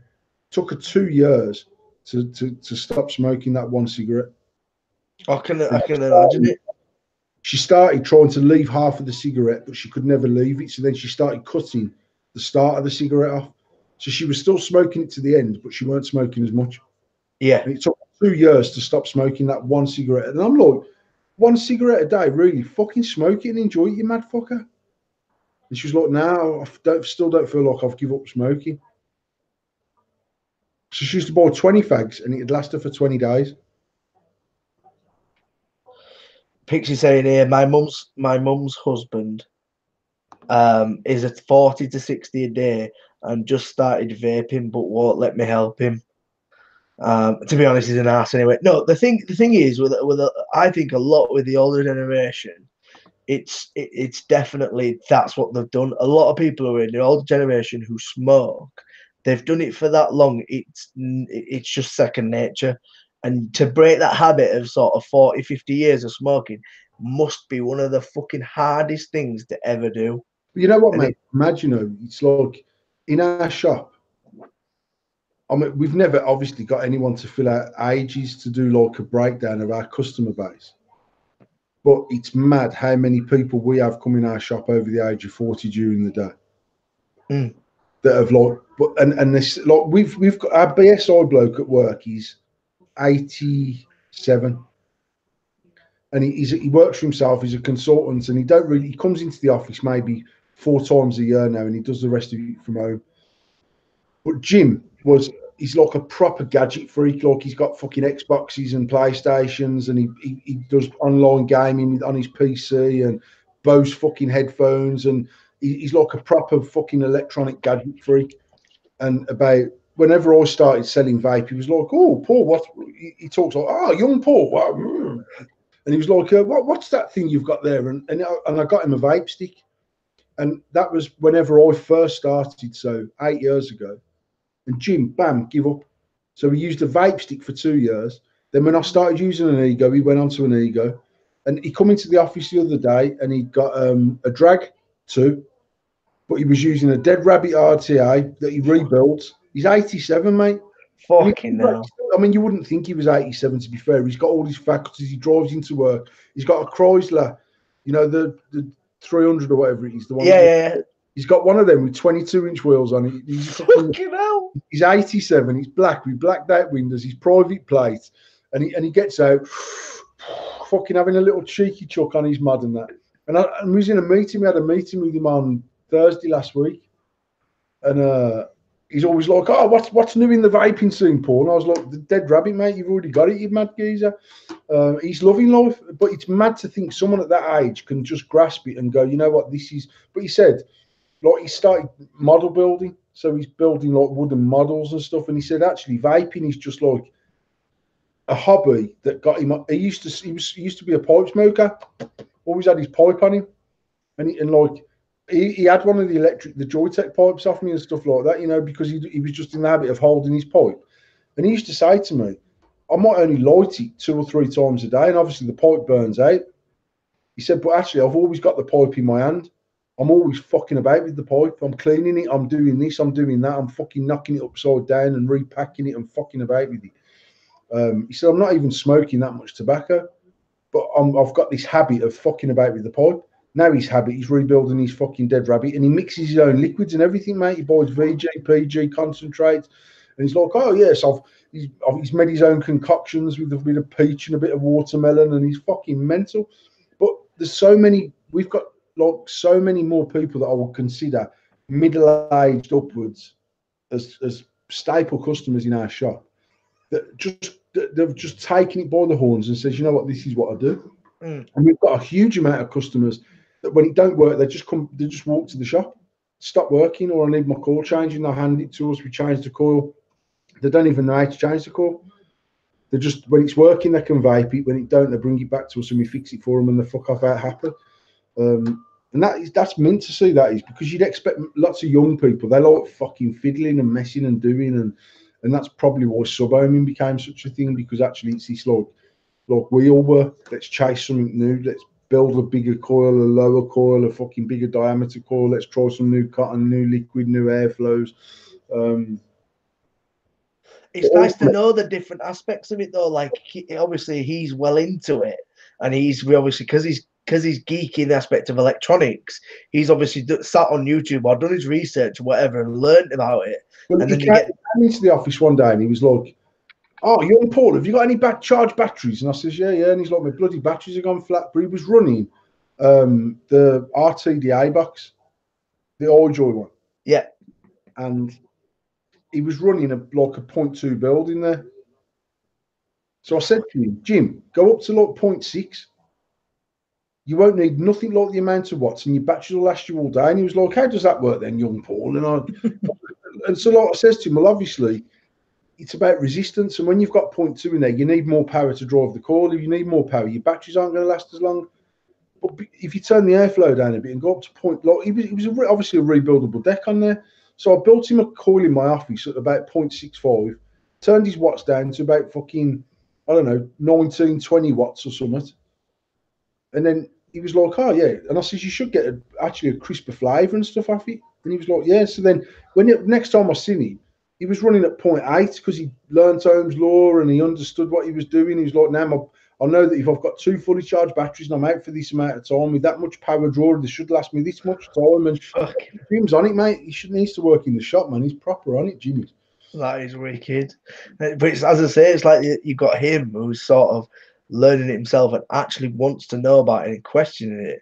And then you get people on the other aspect of it who want to do it, but necessarily don't want to get into it, if you know what I mean. And they don't want that geeky aspect of it. They literally, like a cigarette, want it to fucking work when it works. And when it's not working, take it to the shop and the shop sorts it. And that's nice to know that there is that aspect of it. And people are just going, you know what, fuck, it's not working, off in the bin it goes. No, the shop can deal with it. You can take it in. They'll tell me what's wrong with it. They'll deal with it, fix it, and off it goes. And that's mad to me to think that a bloke of that age is willing to fucking change his life and learn. That's madness. But it's that willing. Keith Wilson's just said in chat, I smoked for 45 years, been vaping for 7. I could give up tomorrow, but I would have to keep lifting my arm up and suck my thumb. Like, it's the arm thing that has me addicted. And that is genuinely me. Like I said the other Monday when I couldn't vape in your man's office because you've been a prick, I've still got him and I'm fucking biting the drip tip. If you use the short one that comes in the kit, Yeah. Well, I bit it. It's broke because I'm obviously here Sunday, stanging it out my fucking mouth. I'm the sort of person that when it breaks, takes it back, say, this is fucking shit. On this, and I'm fucking swinging out my gob off the fucking tank.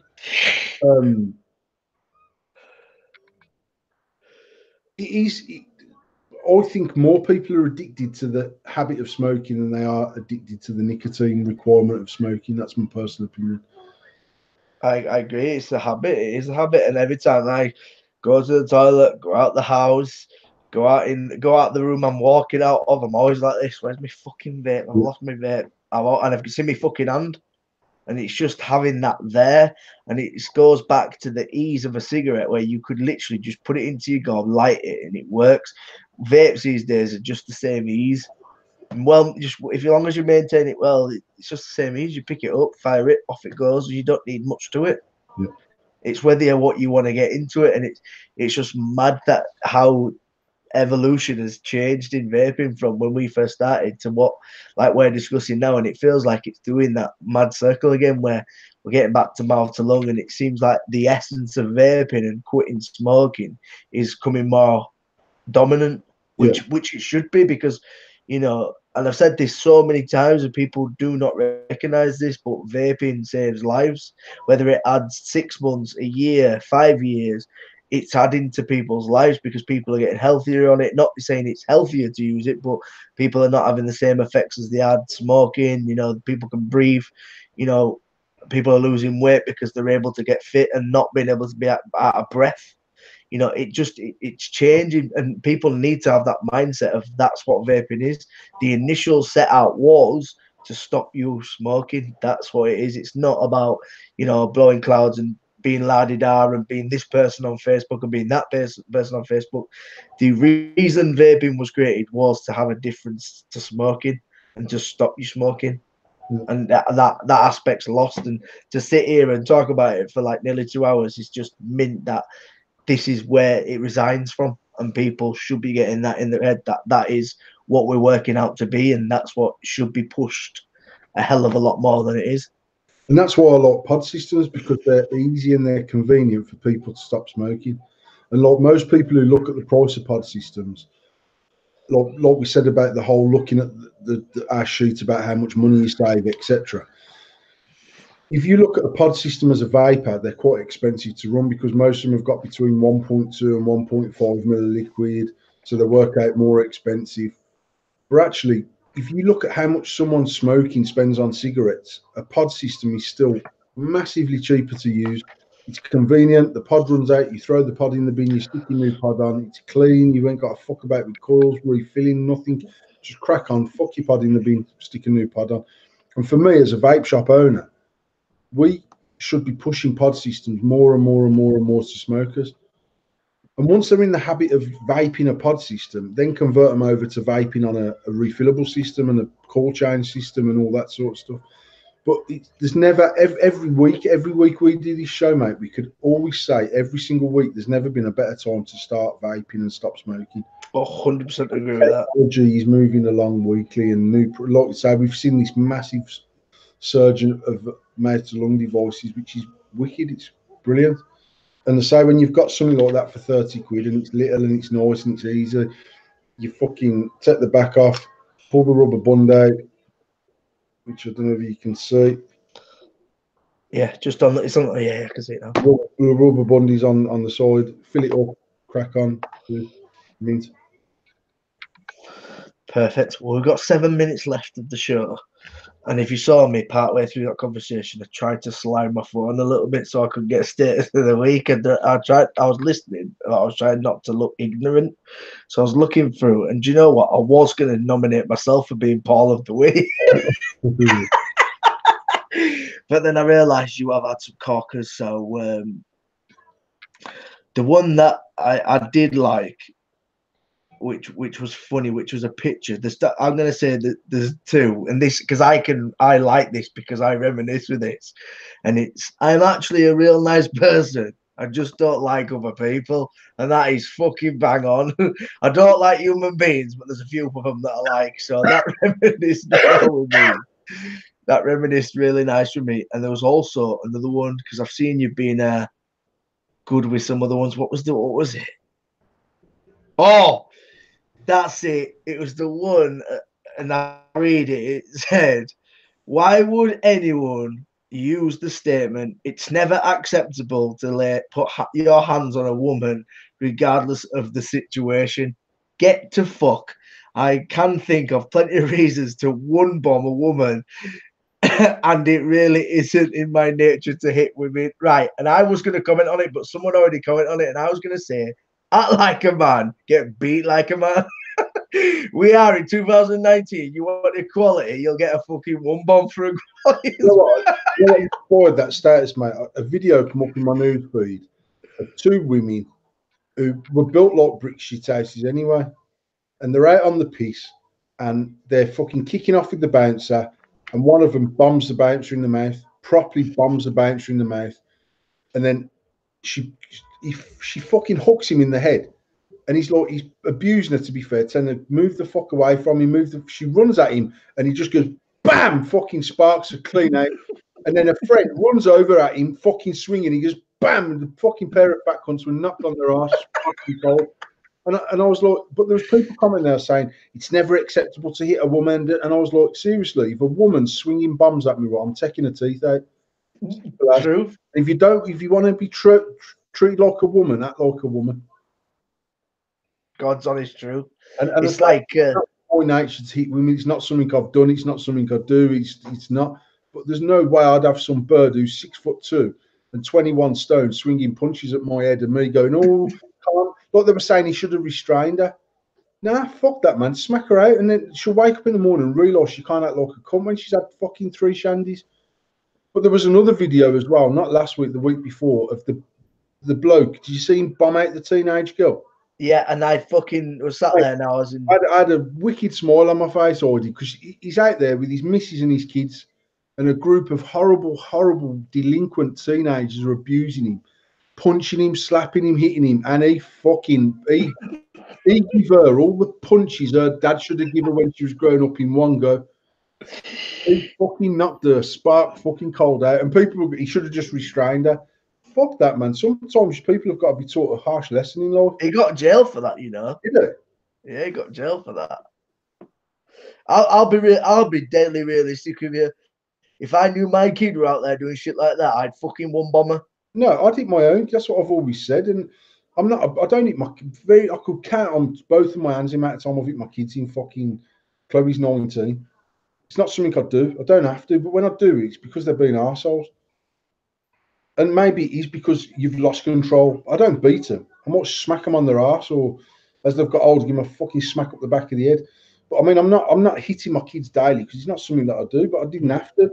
But there's no way I'd have my kids out on the street bullying people, victimising people. I didn't do it myself, man. I don't like bullies. I was never a buller. Pack mentality, innit? I mean, you know what? I was fortunate that I didn't ever suffer with peer pressure. I could have been the bloke that got my friend to hit someone for no reason because I knew who the dickheads were that I hung about with. But I never felt the need to impress other people doing stupid things that I didn't want to do. So I suppose I was fortunate with that because there's a lot of people out there that do suffer with peer pressure and feel they've got to do something to impress someone, to be part of the crowd and all that other malarkey. But I seen him knock her out, and I was like, "Fucking fair play to you, mate." He bombed her bad, man. He gave her a fucking clump and a half.